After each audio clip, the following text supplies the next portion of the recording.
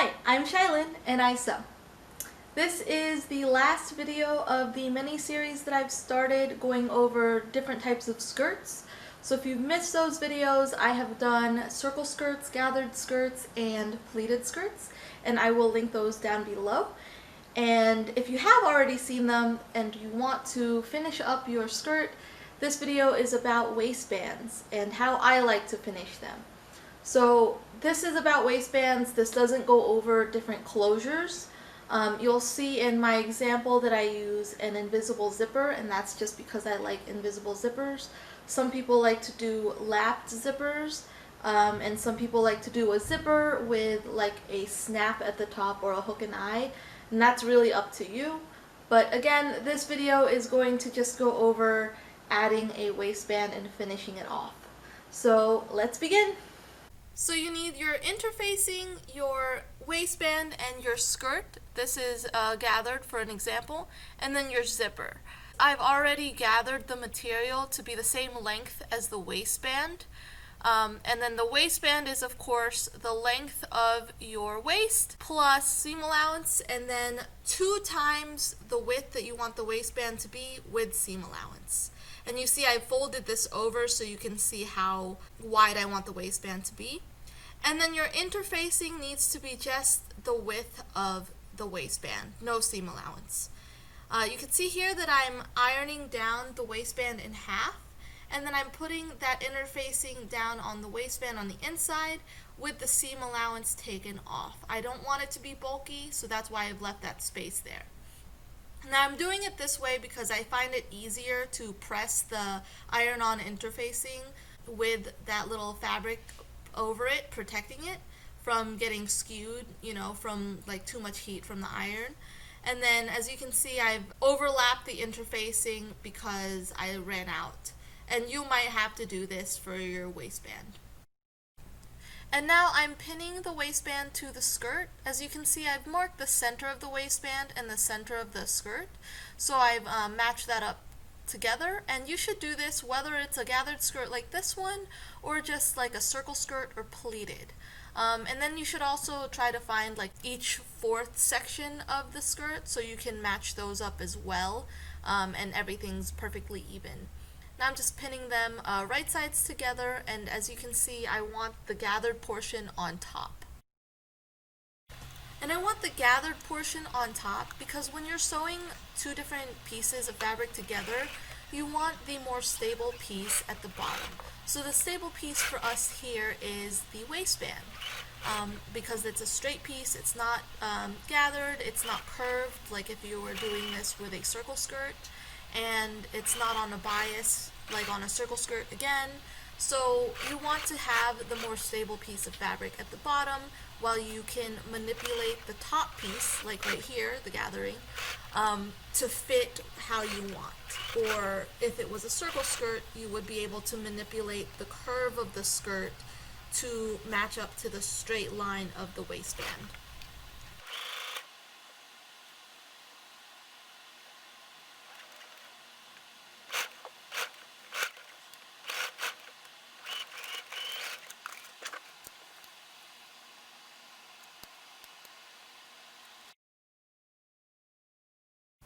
Now that the waistband is attached to the skirt, you'll want to press it down.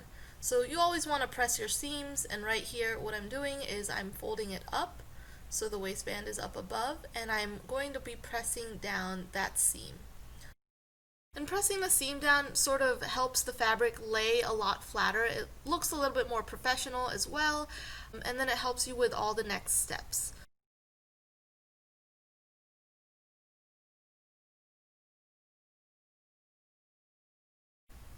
So right here I'm folding down the waistband and folding up that seam allowance so you can sort of see how I'm covering up that seam on the back. But you'll notice that there's going to be a lot of bulk there because of the gathering.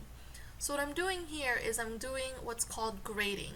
Grating is really good for cutting back bulk from a seam like this. You'll notice that if you don't grade certain portions of your seams, like in this portion with all the gathering, there's going to be a lot of bulk and it's just going to feel and even look heavy. So grading is really helpful in sort of cutting that back.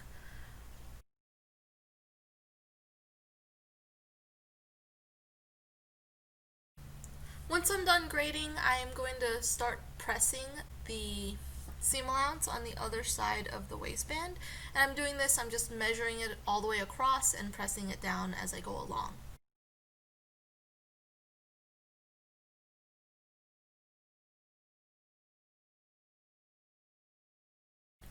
Once that's done, you can start putting in your closure. In this case, it's an invisible zipper. Now, since this tutorial is just on adding a waistband, I'm only going to show you a little tip on making sure that the waistband matches up on both sides. So right here, I've already sewn the one side of the zipper to one side of the skirt. And what I'm doing here is I'm zipping it up so I can see where that seam is of the waistband on the zipper. And what I'm going to do here is I'm going to try to match up the seam on the other side of the skirt, on the other side of the waistband, to match up to the zipper. And what I like to do is I like to take a pin and mark it exactly where that seam should be so it lines up. And I open up the zipper, and now I'm going to take the zipper and make sure that that pin matches up to that seam on the other side. Now, another way to make sure that your seams match up on both sides where the waistband is you can base the other side of the zipper down and then zip it up and make sure it fits. But this is like a quick way to do it. As you can see here, I've already sewn the other side of the zipper down, and you can see that the seams line up on both sides. Now, this is one of my favorite methods of hiding the seam allowance at the zipper, and hopefully I can explain this well. What I'm doing here is I am folding the waistband right sides together and pulling that zipper, that excess of the zipper, out to the side. And what I'm going to do here is I'm going to sew on the inside of the seam allowance. What I want to do is I actually want to sew a smaller seam allowance when I do this fold over of the waistband. I'm going to sew it at like 3/8 of an inch seam allowance. So see right here, I've done that so when I sew the waistband down, I'm not sewing on top of the zipper teeth. I'm completely missing that. And I've also made sure that I have kept that seam allowance folded up when I did that. Now right here you can see that I have made sure that I still kept that excess of the zipper at the top off to the side, and what I can do is just snip that excess a little bit off. That way when I flip the waistband right sides out, it completely hides all of that seam allowance at the zipper, while also having that seam allowance folded over on the inside of the waistband, keeping everything nice and neat. So we're going to do this on the other side of the waistband of the zipper, and I just wanted to show you that if you zip up your zipper, you'll see exactly where that zipper needs to end, and it should line up to that fold that you've created in the middle of your waistband. And that's how you should have planned ahead when you sew your zipper down. Now we're going to do the same exact process as we did for the other side.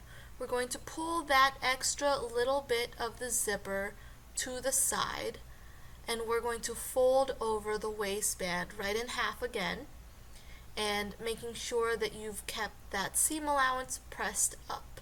And you're going to again sew on the inside of that seam allowance, making sure you don't sew over the zipper teeth.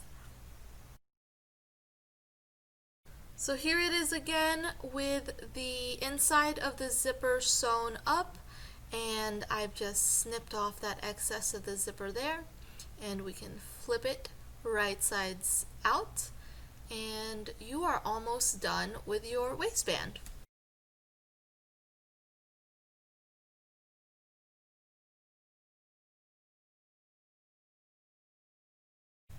So what I like to do before I finish off this waistband is I like to actually press it again just to make sure that I have everything all lined up. So what I'm trying to do here is I'm pressing the seam allowance and the waistband down again, making sure that there's an overlap of that seam allowance on the back of the waistband across that seam. So you can see here I'm pinning it down from the right side of the skirt, right at the seam, and I should be catching that waistband on the inside there. And that's what I'm doing all the way across the waistband.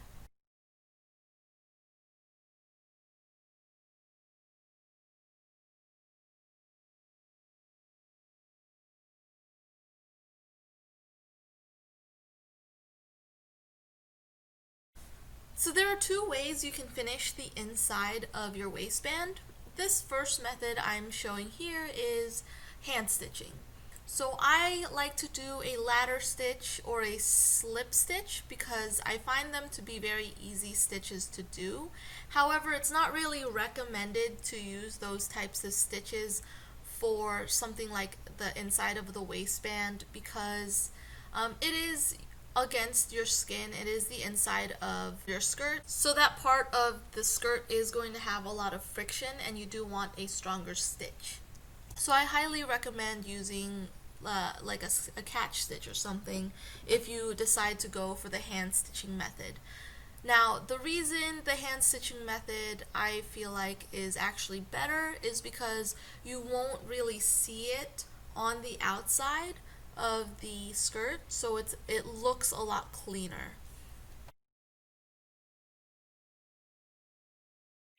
Now the next way is to just use your sewing machine, and this method is called stitch in the ditch. Basically what I'm doing is I am stitching inside that seam, and the seam is the ditch. This method is a little bit faster than the hand stitching method, but you do still have to go a little bit slower because you're trying to make sure that you're hiding your stitches in that seam. Now, of course, you can decide that you want to use like a different colored thread, a contrasting color, and you can just sew right on the waistband a little bit to the side so you can actually see that stitch. But right here I'm showing you that the stitch in the ditch method, you can still kind of see the stitches on the outside, but you have to pretty much be right on top of that waistband, which most people won't be able to see. And then on the back, of course, you'll see that seam overlapping and catching that part of the waistband in the back. As usual, if you have any questions, feel free to ask in the comments down below, and don't forget to hit like and subscribe to my channel.